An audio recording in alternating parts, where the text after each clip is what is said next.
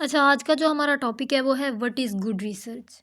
यानी एक good research के लिए, एक इफ़ेक्टिव रिसर्च के लिए एसेंशियल क्राइटेरिया कौन-सा होता है? उसमें सबसे पहले आ जाता है क्लियरली डिफाइंड ऑब्जेक्टिव्स।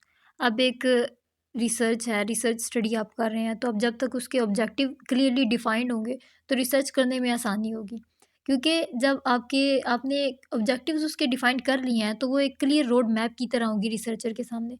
वो उसके ऊपर ईज़िली काम कर सकेगा और इसकी मदद से जो रिसर्चर है, वो डिटरमाइन कर लेगा कि उसे कितना डाटा जो है वो कंडक्ट करना है और उसकी जो रिसर्च एफिशिएंसी है, उसको कितना डाटा रिक्वायर है।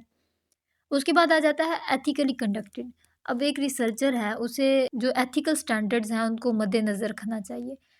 जो रिसर्च डाटा है या जो लिमिटिंग फैक्टर्स हैं उन्हें बाकायदा एक्सप्लेन्ड होना चाहिए, वो स्क्रूटिनाइज़ होने चाहिए और वो जो रीडर है उसके साथ एक लेवल ऑफ ट्रांसपेरेंसी कायम कर सकें, मेंटेन रख सकें। और जो डाटा है उसके बाद वो जो उसकी फाइंडिंग्स हैं, जो उसके रिज़ल्ट्स हैं, उनके साथ मैच करना चाहिए। जो रिसर्च के रिज़ल्ट हैं, वो प्रॉपर्ली डॉक्यूमेंटेड होने चाहिए और जो कंक्लूजन्स हैं, वो बाकायदा उस एविडेंस के ऊपर बेस करने चाहिए। अच्छा, उसके बाद फ्लेक्सिबिलिटी आ जाती है। फ्लेक्सिबिलिटी का क्या मतलब है कि फ्लेक्सिबल जो रिसर्च है, वो फ्लेक्सिबल होनी चाहिए ताकि जो उसकी फाइंडिंग्स हैं, उन्हें री-एग्ज़ामिन किया जा सके। और जो रिसर्च है यानी जो फाइंडिंग्स हैं उनमें इतना स्कोप होना चाहिए ताकि वो जो सिग्निफिकेंट डाटा है उसे चेंज किया जा सके रिक्वायरमेंट के ऊपर। अच्छा, उसके बाद रिलायबिलिटी आ जाता है। Reliability refers to repeatability. Reliability का बेसिकली क्या मतलब होता है कि रिप्रोड्यूस सेम रिजल्ट, यानी सेम रिजल्ट को मल्टीपल टाइम्स आप रिप्रोड्यूस कर रहे हैं। कोई भी रिसर्च है, टूल है, प्रोसीजर है या इंस्ट्रूमेंट है, उसके अंदर जो रिपीटेबिलिटी होती है उसको रिलायबिलिटी कहा जाता है। फॉर एग्जांपल, आपने एक रिसर्च की है, आप उस रिसर्च को दोबारा कर रहे हैं, रिप्रोड्यूस कर रहे हैं, उसे मल्टीपल टाइम्स कर रहे हैं, तो अगर उसके रिजल्ट सेम आ रहे हैं तो वो रिलायबल होगी, यानी वो रिसर्च जो है वो रिलायबल होगी। इसमें सिमिलैरिटी को देखा जाता है। आप उसके जो यानी जो रिसर्च आप उसे जितनी दफ़ा जितना ज़्यादा करेंगे, अगर उसके रिज़ल्ट सेम आ रहे हैं, तो इसका मतलब है वो जो रिसर्च है वो वो जो रिसर्च है वो रिलायबल है। उसके बाद वैलिडिटी आ जाता है। वैलिडिटी का मतलब है एक्यूरेट मेजरमेंट। रिलायबिलिटी का क्या मतलब था कि रिपीटेबिलिटी, यानी जो आप जितनी दफ़ा रिसर्च को दोबारा रिप्रोड्यूस करेंगे उसके रिजल्ट सिमिलर आएँगे। लेकिन वैलिडिटी का मतलब है वैलिड होनी चाहिए, यानी एक्यूरेट मेजरमेंट। फॉर एग्ज़ाम्पल, जो थर्मामीटर है वो बॉडी टेम्परेचर के लिए यूज़ होता है, ब्लड प्रेशर के लिए नहीं। तो अगर हम उससे थर्मामीटर से बॉडी टेम्परेचर ही चेक करेंगे तो वो एक्यूरेट मेजरमेंट होगी। यानी ये सूटेबिलिटी या एफिशिएंसी को रेफ़र करती है। आप किसी भी रिसर्च इंस्ट्रूमेंट या प्रोसीजर के अंदर ये किसको रेफ़र करती है? सूटेबिलिटी को।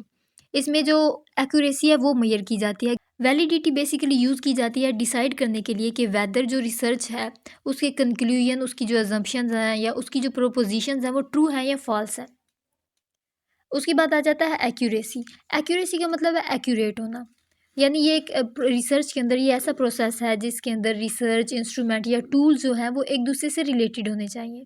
अच्छा, उसके बाद क्रेडिबिलिटी ऑफ सोर्सेज आ जाता है। क्रेडिबिलिटी की मतलब आपने कोई भी जो डाटा लिया है वो किन सोर्सेज से लिया है, वो सोर्सेज काबिल एतमाद हैं या नहीं है। अच्छा, वैसे तो रिसर्च के अंदर सेकेंडरी डेटा यूज़ करना अलाउ नहीं होता। लेकिन अगर आपने फिर भी कर लिया है तो आपकी रिसर्च तो हो जाएगी, लेकिन वो उसकी आपकी जो रिसर्च है वो क्रेडिबिलिटी को खो देगी। वो जो रिसर्चर है उसे ट्राई करना चाहिए कि वो प्राइमरी डाटा यूज़ करे जितना पॉसिबल हो।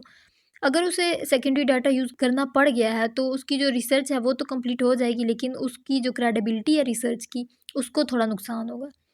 उसके बाद जनरलाइज़ेबल रिज़ल्ट आ जाता है। इसमें जो रिज़ल्ट्स हैं आपके रिसर्च के रिज़ल्ट, उन्हें अगर बिगर ज़्यादा पॉपुलेशन के ऊपर किया जाए, तो अगर वो अप्लाई हो जाए तो वो जनरलाइज़ेबिलिटी होती है। फॉर एग्ज़ाम्पल, आपने एक रिसर्च की है पॉपुलेशन के ऊपर, तो अगर वो बिगर यानी टारगेटेड पॉपुलेशन के ऊपर भी अप्लाई हो जाती है, तो इसका मतलब है आपके जो रिज़ल्ट्स हैं वो जनरलाइज़ेबल हैं। तो गुड रिसर्च के अंदर सबसे पहला जो आ जाता है वो है क्लियरली डिफाइंड ऑब्जेक्टिव्स, यानी आपके ऑब्जेक्टिव्स डिफाइंड होने चाहिए। फिर वो जो आपने रिसर्च का लिया है टॉपिक या आपने जो रिसर्च स्टडी करनी है वो एथिकली कंडक्टेड होनी चाहिए। वो फ्लेक्सिबल होनी चाहिए, रिलायबल होनी चाहिए, यानी आप उसे जितनी दफ़ा भी रिपीट करें उनके जो रिजल्ट्स हैं वो सिमिलर होने चाहिए। फिर वैलिडिटी आ जाती है। वैलिडिटी का क्या मतलब है? एक्यूरेट मेजरमेंट, यानी आपकी जो मेजरमेंट है वो एक्यूरेट होनी चाहिए। एक्यूरेसी में क्या होना चाहिए कि आपके जो रिसर्च है, उसके जो टूल्स हैं, वो एक-दूसरे से रिलेटेड होने चाहिए। फिर क्रेडिबिलिटी, यानी आपने जिन सोर्सेज़ से आपने डाटा लिया है, वो ट्रस्टवर्दी होने चाहिए। फिर जनरलाइजेबल यानी आपके जो रिसर्च के रिजल्ट्स हैं वो बिगर पॉपुलेशन के ऊपर भी अगर अप्लाई हो सकते हैं, तो आपके जो रिजल्ट्स हैं वो जनरलाइजेबल है। तो ये था हमारा आज का लेक्चर। आई होप आपको इसकी समझ आई होगी। अगर वीडियो पसंद आई हो तो इसे लाइक और सब्सक्राइब जरूर कीजिएगा। अगली वीडियो तक के लिए अल्लाह हाफिज़।